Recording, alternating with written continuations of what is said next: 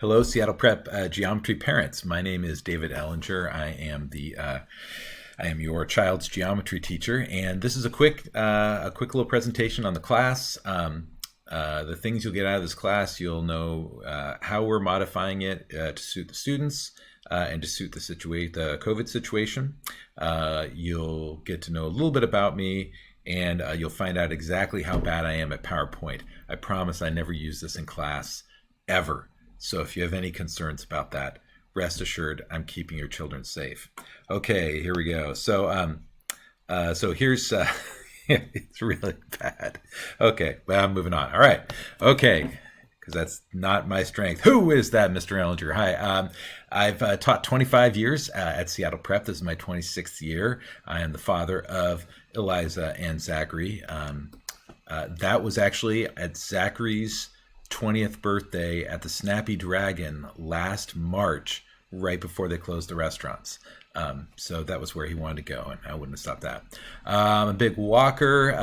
Well, I was until the weather turned bad, but I've got a quest to walk every block in Seattle, and I started that up this summer, and I'm keeping track of it on Google Earth, and I'm excited about that. Polar bear swimmer every New Year's Day. Hope to see you there. I'm the reader of the AP statistics exam, so every year I get to grade AP statistics exams in June, and it's a lot of fun when we get to go to Kansas City to do it. And I'm also an Irish dual citizen. I have not had a chance to travel there. I mean, I did when I was young, but not since I got my citizenship. So now I got to get over there. I teach geometry, AP calculus, and AP statistics, and I am aesthetically impaired. Thank you for your patience and tolerance about that. So I just wanted to kind of outline what kind of changes you're going to see in a typical geometry class. It's more of this, less of this, and same old this. So we're going to try to give more students. One of the things we can't do as much is assessment is tricky, and especially just asking a bunch of questions about, do they know the basic factoids? It's harder to do in a really thoughtful way, and it just not being in the class environment. So we expect to have more opportunities for students to explain their work. That's what we're looking at, is trying to not just get them to know the information, but also to be able to explain and go beyond that to show evidence of their understanding.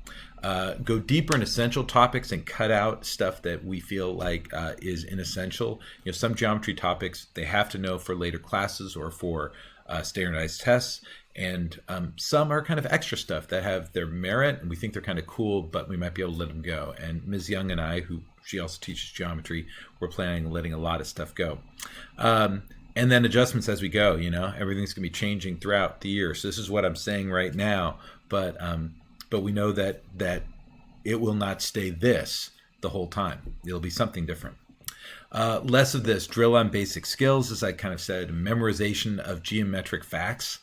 You'll see less of that during, sort of COVID-imposed times, and less of the full range of theorems, focusing on the essential ones. We do make sure in this class we do a good review of algebra, because we want to make sure students don't lose their skills over the year. We know that some of the algebra skills they learned last spring, and so some of the algebra skills they might not be as strong on, and if we have to spend a little more time on algebra, we will. We're going to try to balance direct teaching and discovery as best we can in this situation, and as always, we aspire to feel the math love.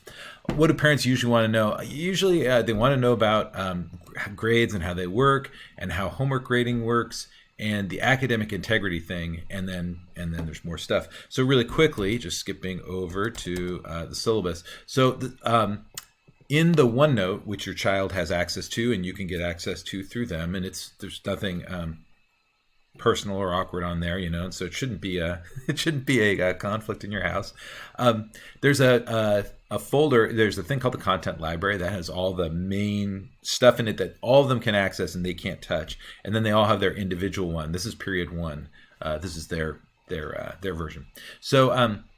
So in this essential documents one, they can't change it. This is stuff I put in and is there the whole time, so they won't be able to lose this. There's a homework page where they can see what the assignment is, and they can see what assignment is due tomorrow, for example.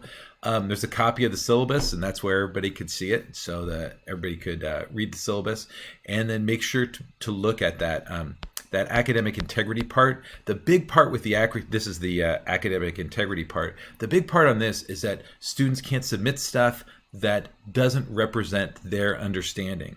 So whether they get it by copying or by talking to a tutor or by looking at an online source or anything else, if they just have stuff down that they have no explanation for, that's a problem. Like, so they want to make sure that anything they put down is stuff that they think. If they put it down and they cite it and they say, wow, let's find somebody, Torrin Heffernan said this amazing thing and I wrote it down, but this is all Torrin's idea, I don't understand it. That's fine. But it's when you just put something down that someone else told you or you got somehow that you didn't understand, that's where the issues are. So we're really trying to hammer that and make sure students are accountable to show what they know.